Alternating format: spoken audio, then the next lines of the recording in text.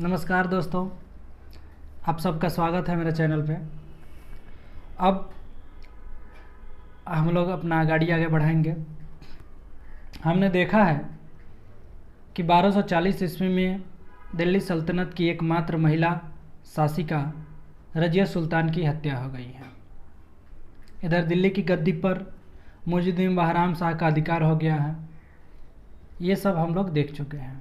अब इसी को आगे हम लोग बढ़ाएंगे। सन 1240 में मुइज़ुद्दीन बहराम शाह गद्दी पर बैठा और यह मात्र 2 साल तक ही शासन कर पाया, 1240 से 1242 तक। ये भी हम लोग जानते हैं अभी कौन सा वंश चल रहा है, गुलाम वंश। गुलाम वंश में इल्तुतमिश के द्वारा स्थापित वंश शमसी वंश के अधीन अभी ये सब शासक आ रहे हैं, जो कि 1211 से लेकर 1265 तक रहता है शमसी वंश। उसी का एक शासक मुइज़ुद्दीन बहराम शाह होता है। चूँकि बहराम शाह के ही कहने पर तुर्क सरदारों ने रजिया सुल्तान की हत्या की थी। तो जब ये सुल्तान बना तो इसके दिमाग में सबसे पहले बात ये आई कि जब मेरे कहने पर ये दल चालीसा जो है, ये तुर्क सरदार दिल्ली के सुल्तान रजिया सुल्तान को मार सकते हैं, तो मेरे साथ भी ऐसा हो सकता है।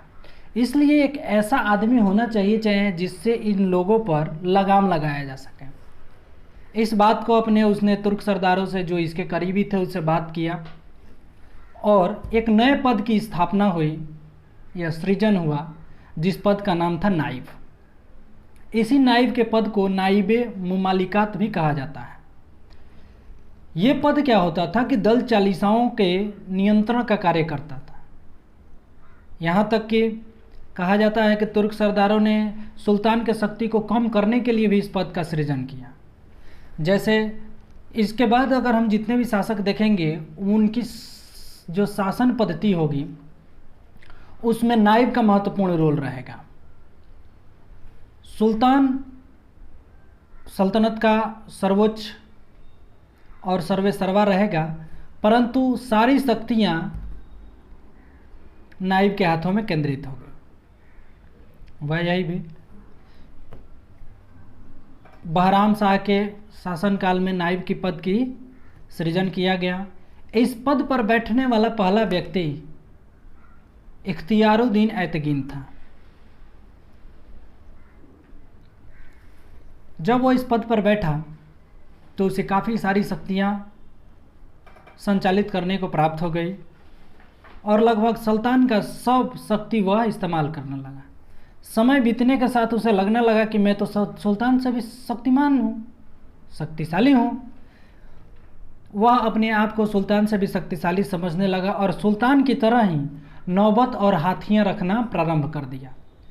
ये बात जब सुल्तान को पता चली, ये सुल्तान ने ऑब्जर्व किया, तो उसको लगा कि ये हमारे अधिकारों में हस्तक्षेप कर रहा है और ये अपने आप को हमसे ज़्यादा शक्तिशाली समझ रहा है।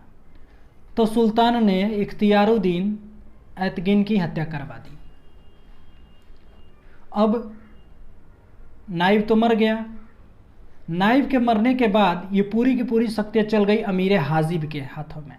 अब अमीर हाजिब कौन था? अमीर हाजिब बदरुद्दीन शंकर रूमी खां था।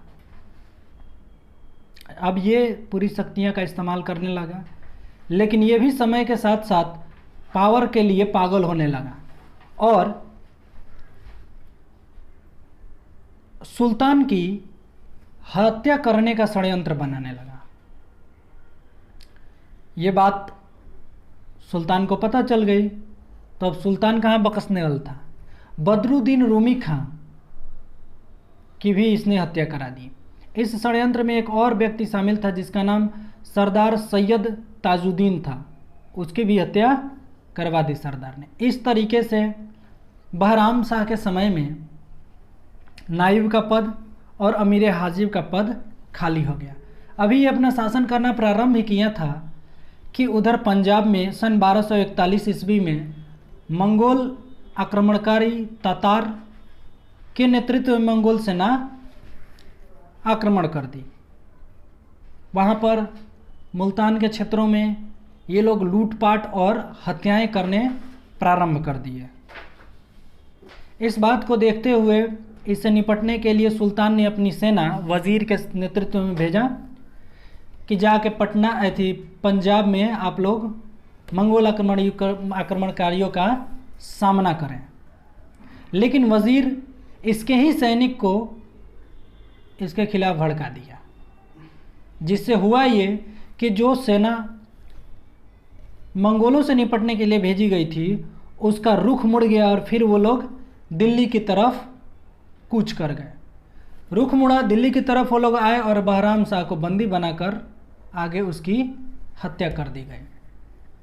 सन 1242 ईस्वी में मुइजुद्दीन बहराम शाह की हत्या कर दी गई। इसके मरने के बाद सन 1242 ईस्वी में अलाउद्दीन मसूद शाह को अगला सुल्तान बनाया गया। अलाउद्दीन मसूद शाह इसका पौत्र था। इसका बेटा हुआ करता था फिरोज खां, उसी का बेटा ये अलाउद्दीन मसूद शाह था। ये भी शासक बना। अब चूंकि बहराम शाह के शासनकाल में 2 महत्वपूर्ण पद रिक्त हो गए थे, तो सबसे पहले ये जब शासक बना तो उन्हीं पदों की नियुक्ति की। नाइब के पद पर इसने मलिक कुतुबुद्दीन हसन को नियुक्त किया और अमीर हाजिब, जो अभी आपको बताया कि कौन था, रूमी खां था, उसके जगह पर उस पद पर ये बलबन को नियुक्त किया। ये वही बलबन है जिसको कभी इल्तुतमिश ने दास के रूप में खरीद कर लाया था। समय बीता। 1245 ईस्वी में फिर से मंगोलों ने आक्रमण किया और उच्च पर अपना अधिकार कर लिया। अब उनसे निपटने के लिए भाई कौन जाए, मंगोल काफ़ी खतरनाक होते थे उन लोगों से। उन लोगों को उच्च से भागाने का काम बलबन ने किया। बलबन ने मंगोलों को वहाँ से खदेड़ दिया, जिसके कारण सल्तनत में इसकी क्या हुई, प्रतिष्ठा बढ़ गई। अलाउद्दीन मसूद शाह इसे काफ़ी प्रभावित हुआ और अपनी अधिकांश शक्तियाँ इसको दे दी। यानी सत्ता की असली बागडोर अब किसके हाथ में आ गई, बलबन के हाथों में। बलबन के हाथों में जैसे शक्ति आई, इसकी भी नीयत बिगड़ने लगी। ये भी सुल्तान बनने के फिराक में लग गया, लेकिन ये डायरेक्ट निशाना नहीं साधा। इसने क्या किया कि इल्तुतमिश का एक प्रपौत्र था नासिरुद्दीन महमूद, उससे और उसकी माँ के साथ मिलकर इसको हटाने का प्रयास किया। किसको, मसूद शाह को। मसूद शाह को हटाने के लिए षड्यंत्र करने लगे और इसी षड्यंत्र का परिणाम ये हुआ कि 1246 ईस्वी में बलबन ने मसूद शाह को अपदस्थ कर दिया और अगला सुल्तान किसको बनाया, नासिरुद्दीन महमूद को। नासिरुद्दीन महमूद शासक बना सन 1246 ईस्वी में। 1246 से लेकर 1266 ईस्वी तक इसने शासन किया। अब यहाँ बात को समझना बहुत ज़रूरी है। हमने देखा 2 आक्रमण हुए मंगोल में। अगर आपसे पूछता है कि दिल्ली सल्तनत पर पहला मंगोल आक्रमण किसके शासनकाल में हुआ, तो वो बहराम शाह होगा। लेकिन आप ज़रा याद कीजिए कि हमने आपको बताया था कि इल्तुतमिश के शासनकाल में 1221 ईस्वी में एक मंगोल आक्रमणकारी आया था जो काफ़ी खूंखार था, जिसका नाम चंगेज़ खां था। तो उसको हम लोग फर्स्ट मंगोल आक्रमण क्यों नहीं कंसिडर कर रहे हैं। हमने वहाँ आपको बताया था कि वह दिल्ली सल्तनत पर आक्रमण करने के उद्देश्य से नहीं आया था, वो ख्वारिज्म शाह के बेटे जलालुद्दीन मंगबरनी का पीछा करते हुए आया था। इसलिए वो फर्स्ट मंगोल आक्रमणकारी या आक्रमण दिल्ली सल्तनत पर नहीं कंसिडर किया जाता है। कंसिडर किया जाता है बहराम शाह के शासनकाल में होने वाला 1241 ईस्वी में पंजाब के क्षेत्र में, पंजाब मुल्जाब के क्षेत्र में होने वाला मंगोल आक्रमण। फिर समय आगे चला, नासिरुद्दीन महमूद इधर गद्दी पर बैठा, 1246 में, और 1266 तक इसने शासन किया। लेकिन जब ये सुल्तान बना तो ये खिदमतदार रहा किसका? बलबन का, क्योंकि उसी के कारण ही इसे सुल्तान की पदवी प्राप्त हुई थी। इसने क्या किया कि अपनी सारी की सारी शक्तियाँ बलबन के हाथों दे दी और कहा कि आप पूरा प्रशासन वगैरह देखिए, मतलब अपनी सारी शक्तियाँ बलबन के हाथों में दे दी। उसके बाद बलबन शासन करने लगा दिल्ली सल्तनत पर, लेकिन अप्रत्यक्ष रूप से। 7 अक्टूबर 1246 ईस्वी को बलबन को नसीरुद्दीन महमूद ने उलुग खां की उपाधि दी।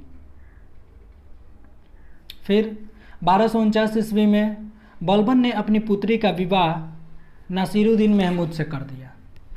इस तरीके से जो अन्य तुर्क सरदार थे वो लोग देखने लगे कि नसीरुद्दीन और बलबन के बीच कुछ नज़दीकियाँ ज़्यादा ही बढ़ रही हैं। इन लोगों ने नसीरुद्दीन की माँ के पास गए और उनसे संगठन बनाया और उसका एक नेता चुना जिसका नाम रायहान था।